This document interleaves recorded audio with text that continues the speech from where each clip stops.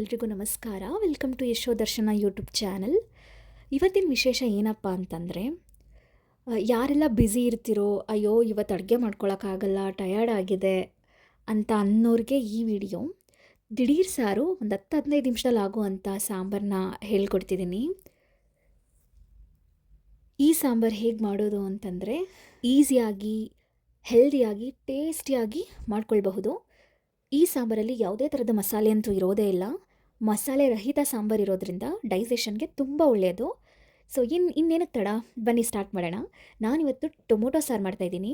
Tomato ಸಾಂಬಾರಿಗೆ ಏನೇನು ಬೇಕು ಅಂತಂದರೆ, ಫಸ್ಟು ಸ್ವಲ್ಪ ಕಾಯಿ ಮತ್ತು 2 ಟೊಮ್ಯಾಟೊ, 2 ಸ್ಪೂನ್ ಖಾರದ ಪುಡಿ, ಮನೇಲೇ ಮಾಡಿರೋ ಅಂಥ ಸಾಂಬಾರು ಪುಡಿ ಇದಿಷ್ಟನ್ನು ಮಿಕ್ಸಿ ಮಾಡ್ಕೊಳ್ಳೋಣ. ಇಲ್ಲಿ ನಾನು ಇಬ್ಬರಿಗೆ ಮಾಡ್ತಿರೋದ್ರಿಂದ ನಾನು 2 ಟೊಮ್ಯಾಟೊ ಯೂಸ್ ಮಾಡ್ಕೊಳ್ತಿದ್ದೀನಿ. ಸೊ ನಿಮ್ಮ ಮನೇಲಿ ಎಷ್ಟು ಜನ ಇದ್ದೀರಾ ಅಂತ ನೋಡ್ಕೊಂಡು ಟೊಮ್ಯಾಟೊ ಯೂಸ್ ಮಾಡಿ. ಟೊಮ್ಯಾಟೊ ಜೊತೆಗೆ ಹುಣಸೆಹಣ್ಣು ಸಹ ಹಾಕ್ಕೋಬೋದು, ಬಟ್ ನಾನಿಲ್ಲಿ ಹುಣಸೆಹಣ್ಣು ಯೂಸ್ ಮಾಡ್ತಿಲ್ಲ, ಟೊಮ್ಯಾಟೊನೇ ಯೂಸ್ ಮಾಡ್ಕೊಳ್ತಾ ಇದ್ದೀನಿ.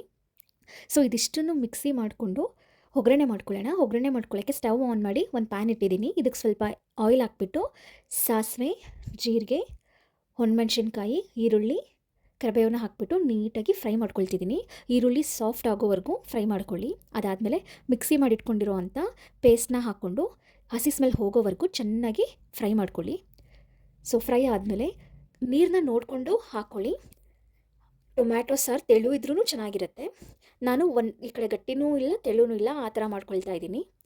ಅದಾದಮೇಲೆ ಸ್ವಲ್ಪ ರುಚಿಗೆ ತಕ್ಕಷ್ಟು ಉಪ್ಪು ಹಾಕ್ಕೊಂಡು ಚೆನ್ನಾಗಿ ಕುದಿಯೋದಕ್ಕೆ ಬಿಡಿ. ಸೊ ಸಾಂಬಾರು ನೀವು ನೋಡ್ತಾ ಇದ್ದೀರಾ, ಕುದೀತಾ ಇದೆ ಚೆನ್ನಾಗಿ. ಇದು ಕುದಿ ಬರೋಷ್ಟರೊಳಗಡೆ ರೈಸ್ಗೆ ಇಟ್ಕೊಂಡ್ಬಿಡೋಣ. 2 ವಿಷಲ್ ಬಂದುಬಿಡಲಿ. ಸೊ ಸಾಂಬಾರಿಗೆ ಫೈನಲ್ ಟಚ್ಚು ಕೊತ್ತಂಬರಿ ಸೊಪ್ಪು ಹಾಕ್ಕೊಳ್ತಾ ಇದ್ದೀನಿ.